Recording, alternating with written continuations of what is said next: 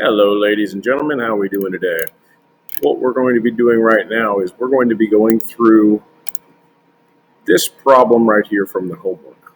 Okay, so this is going to be a tutorial. I will post this answer as just the answer in addition to this walkthrough. So if you had any questions from just the worksheet or just the answer that I'm going to post, go ahead and watch this video. If not, well, glad to hear you got it. So without further ado, our worksheet. So, reading this question, we've got Ryan rolls a steel ball horizontally at 0.8 meters per second from the top of a tabletop that is 0.95 meters high as shown. All right, cool. So, our given info that we need to record from this. First off, ball rolling off of a table. We've got an initial speed in the x direction equal to 0.8 meters per second. And we're told that it's 0.95 meters from the ground up to the top of the table. Okay? So, now, it's going to go out like that. It's going to land somewhere. Part A, done. Draw a parabola to show its motion. Part B, include Vx and Vy vectors at several locations. Okay, cool. So, my several locations that I'm going to do right here as it's leaving the table. I'm going to do right here a moment later. I'm going to do ish right here a moment later. Then I'm going to do ish right here a moment later. Then I'm going to do ish right here a moment later. So, x and y variables for that. Well, my x's should all look alike because my x velocity is not going to change. Vx, Vx, Vx, Vx. That sounds weird. Okay, so my y's, on the other hand, here my y is pretty much nothing. Here my y is very, very small. Here it's a little bit larger. Here it's a little bit larger. Here it's larger, okay? Because the ball is going to be accelerating as it's going downwards. So therefore, our velocity in the y direction has to be getting larger, okay? And the reason that it is because we are accelerating due to gravity, which is negative 9.8 meters per second squared. So, step 2, done. Step 3, ooh, I already did that, done. Step D, how long will it take for the stone to strike the ground? Okay, so now, we know that how long it takes for the stone to strike the ground is determined by how high the thing is. So now, since we're actually calculating some stuff, we need to break this into x and y's. So, listing out our information, we have an initial velocity in the x direction equal to 0.8 meters per second. And in the y direction,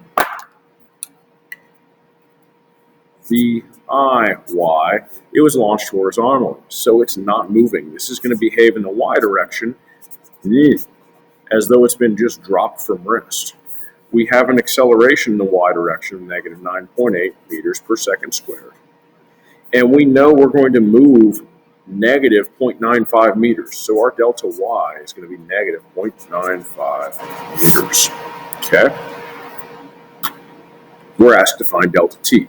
That delta t is going to be determined by how long it takes for it to fall. Okay? So that delta t is going to be solved for over here, which the quickest, easiest way to solve for that delta t right now is going to be using square roots of 2 delta y over our acceleration.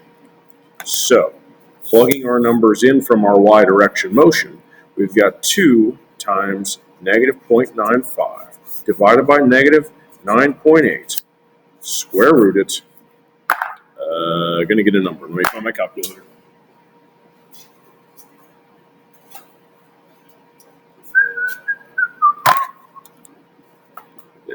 Error. Yeah, I know. Lots of those. 2 times 0.95 equals divided by,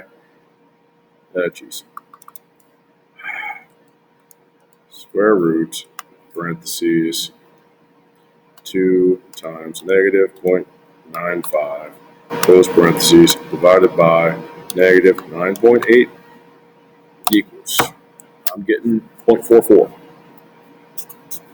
And that should be seconds. So it takes us 0.44 seconds to drop down. That is our length of time. That answers that question. No, wait, that answered that question. Letter E, what are the velocity vector components for x and y just before it strikes the ground? Well, our VXF, well, since there's no acceleration in the x direction, VFX is going to be 0.8 meters per second. Easy peasy. Our final velocity, on the other hand, okay? In the y direction, we know we have acceleration. We know it accelerates over this distance. So the best way to solve for that is by using Vf squared equals Vi squared plus 2a delta y. Okay? We know our initial velocity is 0. We know our acceleration rate. We know how far it falls over. So we can go ahead and just plug those numbers in and say Vf is going to be equal to the square root of 2 times negative 9.8 times negative 0.95. And that will give us our final velocity in the y direction. So, second, well, 2 times 0.95 times 9.8, 2 times negative 9.8 times negative 0.95 gives us 18.62. Take the square root of that. Our final velocity in the y direction is 4.315, so we could call it 2 meters per second. Cool. 4.32 meters per second, 0.8 meters per second. All right, cool, groovy. Party on, Wayne. Let's see here. What is the overall velocity vector, magnitude, and direction before it strikes the ground? Okay, well, now we've got a triangle here. We need to make a triangle. We have the two legs of the triangle already, where it's going to start out at that location, and I'm going to imagine it's going to go 0.8 over, and then down 4.32. Okay, and we are looking for that velocity vector, our resultant here, and that angle. Okay, so we know to find our resultant, we need to take the square root of a squared plus b squared. Remember Pythagorean theorem? It never gets to go away. 0.8 squared plus 4.32 squared, square rooted. So the magnitude of r, when we plug these happy numbers in, 0.8 squared plus 4.32 squared equals to the 0.5 to give us a square root, and I'm getting 4.39 meters per second. Checking my answer. They said 7, but they also rounded differently before, so I'm going to say that that's good. Now we need our angle. Let's see. To find your angle, you're going to use the inverse tangent function again of the opposite over the adjacent. In this case, my opposite is this 4.32 because I want the angle below the horizon, so that's going to be measuring below the horizontal. Hey. All right, so second, tangent 4.32 divided by 0.8 gives me the whopping 79.5. Cool, my angle is 79.5 degrees Fahrenheit. Now, hopefully you guys didn't need that stuff. Whatever. Let's see, so that means that my overall velocity final of the thing is going to be 4.39 meters per second at 79.5 degrees below horizontal. All right. That's my overall velocity vector going like that.